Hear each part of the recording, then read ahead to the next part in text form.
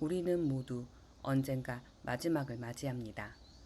그때 나는 어디서 어떻게 떠나고 싶을까요? 지금 우리의 80% 이상은 병원에서 생을 마감합니다. 삶의 끝이 의료 시스템 속에 머물며 자연스러운 이별을 이뤄가고 있죠. 과연 그것이 우리가 원하던 마지막일까요? 이제 다른 선택을 이야기하는 사람들이 있습니다. 스스로 식사와 물을 멈추며 고통 없이 평화롭게 생을 마무리하는 길. 자발적 단식 존엄사. 그 선택의 의미는 무엇일까요? 어떤 이에게 그것은 포기가 아니라 삶을 완성하는 마지막 의식입니다. 병원 대신 스스로 결정하는 평온한 마지막. 그 용기 속에는 존엄이라는 단어가 있습니다.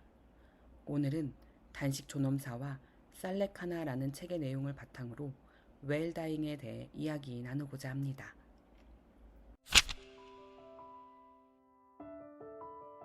비류잉은 자신의 어머니가 진행성 소뇌실조증으로 극심한 고통을 겪으며 삶의 의미를 잃어가는 모습을 가까이서 지켜봤습니다. 어머니는 83세가 되자 혼자서는 거의 일상생활을 할 수 없었고 음식을 먹을 때 사례가 드는 증상이 급격히 악화되었습니다. 그 과정에서 어머니는 점진적인 단식을 통해 자신의 삶을 마무리하길 선택했습니다. 단식 존엄사는 단순히 굶어 죽는 것이 아니라 스스로 선택하는 자율적이고 평화로운 죽음의 과정이었다고 합니다. 어머니가 단식을 결심하셨을 때 가족들 사이에 복잡한 감정이 오갔습니다. 괜찮을까요? 더 버티셨으면 좋겠는데 라는 속마음과 달리 또 다른 가족은 어머니의 선택을 존중해야 한다고 말했죠. 어느 날 밤 어머니가 조용히 방 한켠에 앉아 이젠 내가 떠날 시간이 온 것 같다고 속삭이셨습니다. 그 말에 가족 모두 마음이 무너졌지만 동시에 이해하고 받아들이려고 애썼습니다. 아버지는 어머니의 손을 잡으며 네가 결정한 길이라면 어디서나 함께 할게 라고 말했고 형제들은 서로 바라보며 우리 가족이 마지막까지 지켜야 할 것은 어머니의 평화임을 다짐했지요. 비류잉은 어머니가 3주간 점진적으로 음식을 줄이며 가족의 지지 속에서 평온히 눈을 감았다고 기록했습니다.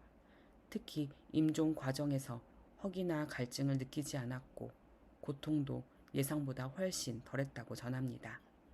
이 책은 한국과 대만의 제도적인 한계, 즉 안락사나 조력 사망이 법적으로 허용되지 않은 상황에서 환자가 스스로 존엄을 지키기 위해 선택하는 방식으로 단식 존엄사가 떠오르고 있음을 말합니다.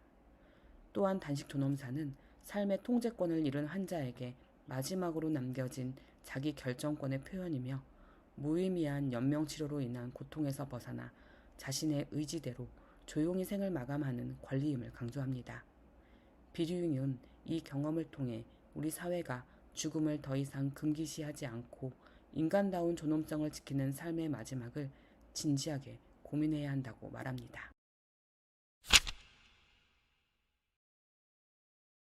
자이나교에서는 오래전부터 살레카나라는 자발적 단식 존엄사의 전통적인 형태가 내려오고 있습니다.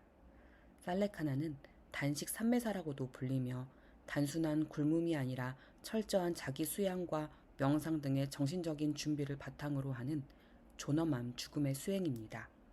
이 과정에서 수행자는 음식과 물을 점진적으로 줄여가며 몸과 마음을 비우는 데 집중하죠.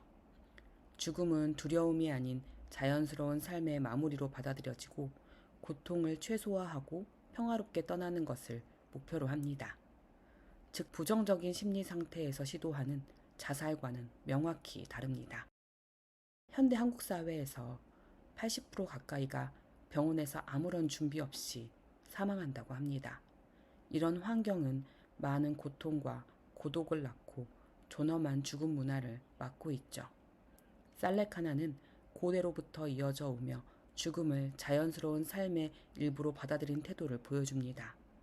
몸과 마음을 비우고 평온하게 마지막을 준비함으로써 임종 과정에서의 고통을 줄이고 평화롭게 떠날 수 있다는 메시지를 담고 있죠.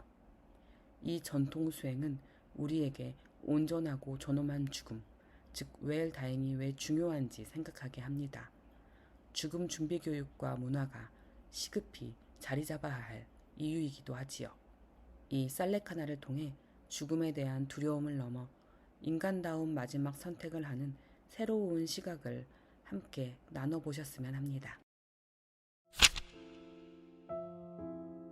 존엄을 지키며 맞이한 다양한 죽음의 모습에 대해 이야기했습니다. 옛 우리나라에서도 덕망 높은 선비들과 고승들이 때가 되면 스스로 곡기를 끊고 조용히 죽음을 임했다는 역사적인 기록은 우리에게 많은 것을 시사합니다. 물론 이런 결정은 반드시 가족의 이해와 동의가 있어야 하며 평소 가족과 충분한 대화가 필요합니다. 저 역시 인공호흡이나 심폐소생술 같은 연명치료는 하지 않는 쪽에 무게를 두고 있지만 식사를 할 수 있을 때 단식을 하는 것에 대해서는 아직 고민이 많습니다. 다만 목으로 음식이 넘기기 어려운 상황이 왔을 때 경관식을 거부하는 용기는 내볼 수 있지 않을까 하고 생각하고 있습니다. 선생님께서는 어떤 마지막을 맞이하고 싶으신가요? 저는 단식 존엄사에 대해 알게 되면서 굶음에 대한 두려움을 많이 극복하게 되었고 평소 가졌던 굶음은 고통이며 죽음이다 라는 무의식적 신념을 되돌아볼 수 있게 되었습니다. 이 영상을 보시는 모든 분이 스스로의 삶과 죽음에 대해 깊이 생각하고 가족과 진지한 대화를 나누는 시간이 되시길 바랍니다.